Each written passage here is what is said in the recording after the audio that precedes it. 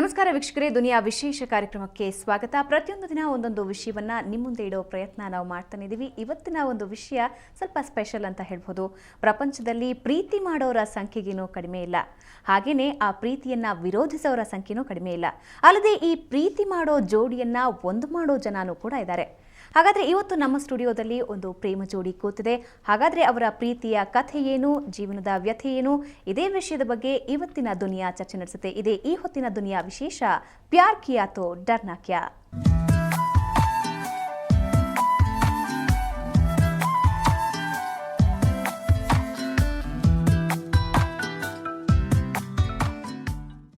ಇಡೀ ಪ್ರಪಂಚ ಪ್ರೀತಿ ಮೇಲೆ ನಿಂತಿದೆ. ಆದರೂ ಪೋಷಕರು ಯಾವಾಗಲೂ ಈ ಪ್ರೀತಿಗೆ ಅಡಚಣೆ ಉಂಟು ಮಾಡ್ತಾನೆ ಇರ್ತಾರೆ, ವಿರೋಧ ವ್ಯಕ್ತಪಡಿಸ್ತಾನೆ ಇರ್ತಾರೆ. ಆದರೂ ಪ್ರೇಮಿಗಳು ಹೆದರೋದಿಲ್ಲ, ಎಲ್ಲವನ್ನ ಎದುರಿಸಿ ಮುಂದೆ ಸಾಗಿ ತಮ್ಮ ಜೀವನ ಕಟ್ಕೋತಾರೆ. ಅಂತಹದ್ದೇ ಒಂದು ಜೋಡಿಯ ಬಗ್ಗೆ ಒಂದು ಸ್ಟೋರಿ ಇಲ್ಲಿದೆ.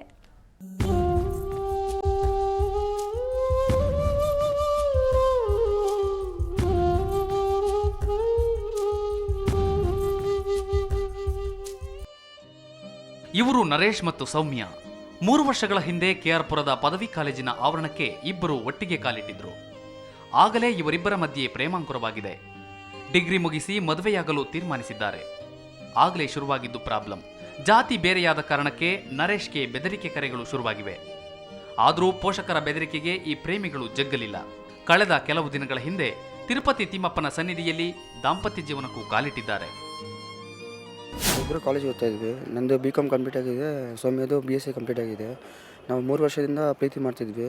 ಪ್ರೀತಿ ಮಾಡಾದ್ಮೇಲೆ ನಾವು ಕಾಲೇಜ್ ಆದಮೇಲೆ ನಾವು ಮನೆ ಬಿಟ್ಟು ಈ ಥರ ಲವ್ ಮಾಡಬೇಕಂತ ನಾವು ತಿರುಪತಿಗೆ ಹೋಗಿ ಮ್ಯಾರೇಜ್ ಆಗಿದ್ದೀವಿ. ಅದು ದೊಡ್ಡವ್ರಿಗೆ ಯಾರಿಗೂ ಇಷ್ಟ ಇಲ್ಲ. ನಮ್ಮ ಮನೆ ಹತ್ರ ಬಂದುಬಿಟ್ಟು ಸೌಮ್ಯ ಅವ್ರ ತಂದೆ ತಾಯಿಯವ್ರು ಬಂದುಬಿಟ್ಟು 6 ಕಾರಲ್ಲಿ ಬಂದುಬಿಟ್ಟು ಪೊಲೀಸವ್ರನ್ನ ಕರ್ಕೊಂಡು ಬಂದು ವಿಚಾರಿಸಿದ್ದಾರೆ ಎಲ್ಲರೂ. ಅದಕ್ಕೆ ದಯವಿಟ್ಟು ಇದು ನಮ್ಮಿಬ್ಬರಿಗೂ ಇಷ್ಟವಾದದಿಂದ ನಾವು ಪ್ರೀತಿ ಮಾಡ್ಕೊಂಡಿದ್ದೇವೆ. ನಾವು ಕಿಡ್ನಾಪ್ ಏನು ಮಾಡಿಲ್ಲ. ಮದುವೆ ವಿಷಯ ತಿಳಿದ ಸೌಮ್ಯ ಪೋಷಕರು ಗೂಂಡಾಗಳನ್ನ ಕಳಿಸಿ ನರೇಶ್ ಕುಟುಂಬದವರನ್ನ ಬೆದರಿಸಿದ್ದಾರೆ. ಸ್ಥಳೀಯ ಪೊಲೀಸ್ ಠಾಣೆಗೆ ಹೋದ್ರೂ ನ್ಯಾಯ ಸಿಗ್ತಾ ಇಲ್ಲ ಅಂತ ನೊಂದ ಜೋಡಿ ಪೊಲೀಸ್ ಕಮಿಷನರ್ ಕಚೇರಿಯ ಬಾಗಿಲು ತಟ್ಟಿದೆ. ನಮಗೆ ಬದುಕಲು ಅವಕಾಶ ಕೊಡಿ, ಇಲ್ಲವೇ ಆತ್ಮಹತ್ಯೆ ಹಾದಿ ಹಿಡಿಯಬೇಕಾಗುತ್ತೆ ಅಂತ ಮನವಿ ಮಾಡಿಕೊಂಡಿದ್ದಾರೆ. 3 ವರ್ಷದಿಂದ ಪ್ರೀತಿ ಮಾಡ್ತಾ ಇದ್ದೀರಿ. ಮತ್ತು ಅವ್ರ SC ಮತ್ತು ನನ್ನ ಓಡಾದ್ರಿಂದ ಮನೇಲಿ ಒಪ್ಪೋದಿಲ್ಲ. ಸೊ ಅದಕ್ಕೋಸ್ಕರ ಇಲ್ಲಿ ನಾವೇ ಮದುವೆ ಆಗಿದ್ದೀವಿ. ಇವರೇ ನನಗೇನೇನು ಫೋರ್ಸ್ ಏನು ಮಾಡಲಿಲ್ಲ, ನಾವಿಬ್ಬರು ಇಷ್ಟಪಟ್ಟು ಏನು ಮದುವೆ ಆಗಿರೋದು. ಸೊ ನಮ್ಮ ಅಪ್ಪ ಅಮ್ಮ ನರೇಶ್ಗೆ ಮತ್ತು ಅವ್ರ ಮನೆಯವ್ರಿಗೆ ಏನೂ ತೊಂದರೆ ಕೊಡಬಾರ್ದು ಅಂತ ಕೇಳ್ಕೊಂಡು. ಅಂತರ್ಜಾತಿ ಅನ್ನೋ ಒಂದೇ ಕಾರಣಕ್ಕೆ ಸೌಮ್ಯ ಪೋಷಕರು ವೈಟ್ಫೀಲ್ಡ್ ಠಾಣೆಯಲ್ಲಿ ನರೇಶ್ ಮೇಲೆ ಕಿಡ್ನಾಪ್, ಮಿಸ್ಸಿಂಗ್ ಕೇಸ್ ದಾಖಲಿಸಿದ್ದಾರೆ.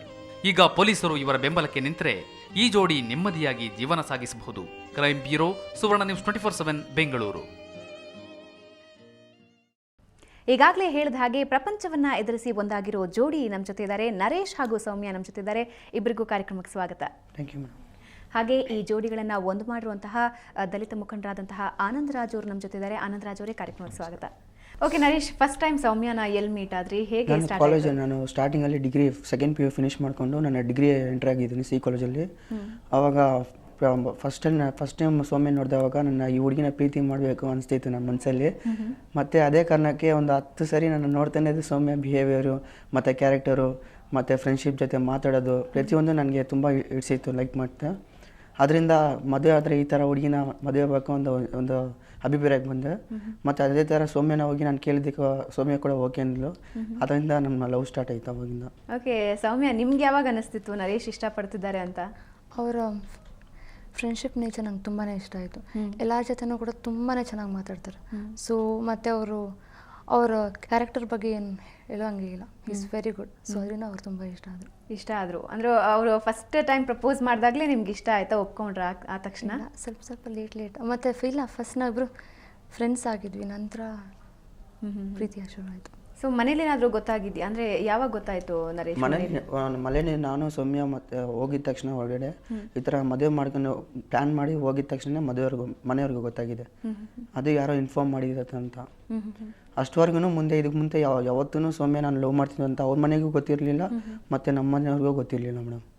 ಅಂದರೆ ಸೌಮ್ಯ ಟ್ರೈ ಮಾಡಿರಲಿಲ್ವಾ ಮದುವೆಗೆ ಮನೆಯಲ್ಲಿ ಹೇಳಿ ಒಪ್ಪಿಸ್ಬಹುದು ಅಂತ? ಆ ಒಂದು ಕಾನ್ಫಿಡೆನ್ಸ್ ಇರಲಿಲ್ವಾ? ಹೇಗೆ ಅವ್ರು ಒಪ್ಪಲ್ಲ ಅಂತ ಮೊದಲೇ ಗೊತ್ತಿಲ್ಲ. ಯಾಕೆ ಆ ಥರ? ಅಂತಹ ನೇಚರ್ ಏನು? ಹಾಗಂತಲ್ಲ, ಶೆಡ್ಯೂಲ್ ಕ್ಯಾಸ್ಟ್ ಮತ್ತು ಗೌಡ ಕ್ಯಾಸ್ಟಲ್ಲಿ ತುಂಬ ಸ್ವಲ್ಪ ನಮಗೇನು ಅನಿಸಲ್ಲ, ಬಟ್ ಅವ್ರಿಗೆ ಅನಿಸುತ್ತಲ್ಲ. ಅದಕ್ಕೋಸ್ಕರ ಅಂದರೆ ನಿಮ್ಮ ಮನೇಲಿ ಆ ರೀತಿ ಒಂದು ಇತ್ತ ಅಂದರೆ ಬೇರೆ ಕ್ಯಾಸ್ಟನ್ ಹುಡುಗನ್ನ ಮದುವೆ ಮಾಡ್ಕೊಡ್ಬಾರ್ದು ಹಾಗೆ ಹೀಗೆ ಅಂತ ಮೊದಲಿನ ಅವ್ರಿಗಿದ್ದೇ ಇರುತ್ತಲ್ಲ ಹಾಂ ಇತ್ತು ಅವ್ರಿಗೆ ಇಷ್ಟ ಇರಲಿಲ್ಲ ಈ ಮದುವೆ. ಅಂದರೆ ಅಪ್ರೋಚ್ ಮಾಡೋದಕ್ಕೆ ಟ್ರೈ ಮಾಡಲಿಲ್ವಾ ನೀವು ಹೀಗೆ? ಇಲ್ಲ, ನಾನು ಮಾಡಲಿಲ್ಲ. ಬಿಕಾಸ್ ನಂಗೆ ಅವ್ರೇನಂತ ನಂಗೆ ಮೊದಲೇ ಗೊತ್ತಿತ್ತು, ಅವ್ರ ಶೆಡ್ಯೂಲ್ ಕ್ಯಾಸ್ಟಿಗೆ ಯಾವತ್ತೂ ಒಪ್ಪಲ್ಲ ಅಂತ ನಂಗೆ ಮೊದಲೇ ಗೊತ್ತಿತ್ತು. ಸೊ ಇಲ್ಲ, ಇದಕ್ಕೆ ಮುಂಚೆ ನಾನು ಸೌಮ್ಯನ ಕೇಳಿದೆ, ಸೌಮ್ಯ ಈ ಥರ ಹೋಗಿ ನಿನ್ನ ಮನೆಯವ್ರ ಹತ್ರ ಒಪ್ಸ್ಕೊ, ಹೋಗಿ ಮಾತಾಡು, ಏನು ಟ್ರೈ ಮಾಡಿ, ಏನು ಹೇಳಕ್ಕೆ ಹೋಗು ನಮ್ಮ ಪ್ರೀತಿ ಬಗ್ಗೆ ಅಂದರೆ ಸೌಮ್ಯ ಇಟ್ಕೊಂಡು ಇಲ್ಲ ನರೇಶ್ ನೀವು ಶೆಡ್ಯೂಲ್ ಕ್ಯಾಸ್ಟು ಮತ್ತು ನಾವು ಗೌಡಾಸು ಮನೆಯಲ್ಲಿ ಒಪ್ಕೊಳಕ್ಕೆ ಸಾಧ್ಯವೇ ಇಲ್ಲ ಅಂತ ಸೌಮ್ಯ ನನ್ನ ಹತ್ರ ಬಂದು ತಿಳಿಸಿದ್ದಾರೆ. ಅದರಿಂದ ನನಗೆ ಮನನೊಂದಿ ನಾನು ಸರಿ ಹೆಂಗಾದ್ರೂ ನಾನು ಸೌಮ್ಯನ ಪ್ರೀತಿಸಿದ್ದೀನಿ, ಅವ್ರಿಗೆ ಕೈ ಕೊಡೋಕ್ಕೆ ನನಗೆ ಇಷ್ಟ ಇಲ್ಲ ಅಂತ ನಾನು ಸೌಮ್ಯಗೆ ಕೊನೆ ಗಂಟ ನಾನು ಮದುವೆ ಅಟ್ಲೀಸ್ಟ್ ನಿಮ್ಮ ಫ್ಯಾಮಿಲಿಯವ್ರಿಗೆ ಯಾರಿಗಾದ್ರೂ ಹೇಳಿ ಅವರು ಹೋಗಿ ಸೌಮ್ಯ ಮನೆಯವ್ರ ಹತ್ರ ಮಾತಾಡಿ ಇಂತಹದ್ದೇನಾದ್ರೂ ಪ್ರಯತ್ನಗಳು ನಡೀತಾ? ಅಂಥದ್ದೊಂದು ಸಿಚುವೇಶನ್ ಬಂದಿದ್ದರೆ ನಿಜವಾಗ್ಲೂ ಖಂಡಿತ ನಮ್ಮ ತಂದೆಯ ನಮ್ಮ ತಾಯಿಯ ಜೊತೆ ಹೋಗಿ ನಾನು ಸೌಮ್ಯ ಅವ್ರ ಮನೆಗೆ ಹೋಗಿ ಮಾತಾಡಿರ್ತೀನಿ. ಬಟ್ ಅವ್ರು ಒಪ್ಕೊಂಡಿರೋ ಸಿಚುವೇಶನ್ ತುಂಬ ಇತ್ತು. ಅದರಿಂದ ನಾನು ಭಯ ಪಡ್ಕೊಂಡು ಸೌಮ್ಯನ ಕರ್ಕೊಂಡು ಮತ್ತು ಸೌಮ್ಯ ಇಷ್ಟ ಪ್ರಕಾರನೇ ನಾನು ಹೋಗಿ ಸೌಮ್ಯನ ಕರ್ಕೊಂಡೋಗಿದ್ದೀನಿ. ಯಾವುದೇ ಕಾರಣಕ್ಕೂ ಸೌಮ್ಯನ ಕಿಡ್ನಾಪ್ ಮಾಡಿಲ್ಲ ಅಥವಾ ಇನ್ನೊಂದು ಫೋರ್ಸಿಂದ ಮಾಡಿಲ್ಲ. ಸೊ ಆನಂದ್ ರಾಜ್ ಅವರೇ, ನಿಮ್ಗೆ ಯಾವಾಗ ಗೊತ್ತಾಯಿತು ಈ ಜೋಡಿ ಹಕ್ಕಿಗಳು ಪ್ರೀತಿಸ್ತಿದ್ದಾರೆ, ಇವ್ರನ್ನ ಒಂದು ಮಾಡಬೇಕು ಅಂತ ಹೇಗೆ ಅನ್ನಿಸ್ತು? ನಮ್ಮ ಮನೆಗೆ ಬಂದು ಅವರು 18th ಮಾರ್ನಿಂಗ್ ಒಂದು 6 ಗಂಟೆಗೆ ಬಂದಿದ್ದರು. ಬಂದ ತಕ್ಷಣ ಯಾರು ಅಂತ ಕೇಳಿದೆ. ಸರ್ ನಾನು ಈ ಥರ ನರೇಶು ಆಮೇಲೆ ನಮ್ಮ ಸೌಮ್ಯ ನಾವಿಬ್ಬರು ಇಂಟರ್ಕಾಸ್ಟ್ ಮ್ಯಾರೇಜ್ ಮಾಡ್ಕೊಂಡಿದ್ದೀವಿ, ನಮಗೆ ಇಬ್ಬರು ಪೇರೆಂಟ್ಸ್ ಕಡೆಯಿಂದನೂ ತೊಂದರೆ ಇದೆ, ಅದರಿಂದ ನಮ್ಗೆ ಏನು ತೋಚ್ತಾ ಇಲ್ಲ, ನಾವು ಸೂಸೈಡ್ ಮಾಡ್ಕೊಳ್ಳೋಣ ಅಂತ ಒಂದು ಮೆಂಟಲ್ಲಾಗಿ ನಾವು ಪ್ರಿಪೇರ್ ಆಗಿದ್ವಿ. ಅದಕ್ಕೋಸ್ಕರ ಲಾಸ್ಟು ನಿಮ್ಮ ಬಗ್ಗೆ ನಮ್ಗೆ ಚೆನ್ನಾಗಿ ಗೊತ್ತಿದೆ, ನೀವು SC ಮುಖಂಡರು, ನಿಮ್ಮ ಹತ್ರ ಬಂದರೆ ನಮಗೆ ನ್ಯಾಯ ಸಿಗತ್ತೆ ಅಂತ ನಿಮ್ಮ ಹತ್ರ ಬಂದಿದ್ವಿ ಅಂತ ಹೇಳಿದರು. ಆಮೇಲೆ ಅವರ ಒಂದು ಏನು ನಿಮ್ಮದು ಫಸ್ಟಿಂದ ಕೇಳಿದೆ, ನಿಮ್ಮ ಏನು ಯಾವ ಥರ ಅಂತ. ಆವಾಗ ನಮ್ಮ ನರೇಶ್ ಬಂದು ನಾನು SC, ಸೌಮ್ಯ ಬಂದು ವಕೀಲ್ ಗೌಡಾಸು, ಅದರಿಂದ ನಮ್ಮ ಮನೆಯಲ್ಲಿ ಯಾರು ಒಪ್ತಾ ಇಲ್ಲ ಅಂತ ಹೇಳಿದರು. ಆಮೇಲೆ ನಾನು ನಮ್ಮ ಲಾಯರ್ ಹತ್ರನೂ ಕನ್ಸಲ್ಟ್ ಮಾಡಿ ಅವರ ಒಂದು ಸಲಹೆಗಳನ್ನು ತಗೊಂಡು, ಸರ್ ಈ ಥರ ನಮ್ಮ ಸಂಘಟನೆಗೆ ಈ ಥರ ಜೋಡಿ ಬಂದಿದೆ, ಈ ಥರ ಏನು ಮಾಡೋಣ ನಾನು ಫಸ್ಟು ಒಂದು ಮಾತು ಕೇಳಿದೆ, ಒಂದು ಪ್ರಶ್ನೆ ಕೇಳಿದೆ, ನೀವಿಬ್ಬರು ಮೇಜರ್ಸಾ ಅಂತ ಕೇಳಿದೆ, ನಿಮ್ಮ ಡೇಟ್ ಆಫ್ ಬರ್ತ್ ಏನು? ಯಾಕಂದರೆ ಇವಾಗ ಕಾನೂನು ತುಂಬ ತಿದ್ದುಪಡಿ ತಂದಿದೆ, ಕೆಲವರು ಗೊತ್ತಿಲ್ಲ ಆ ವಿಷಯ.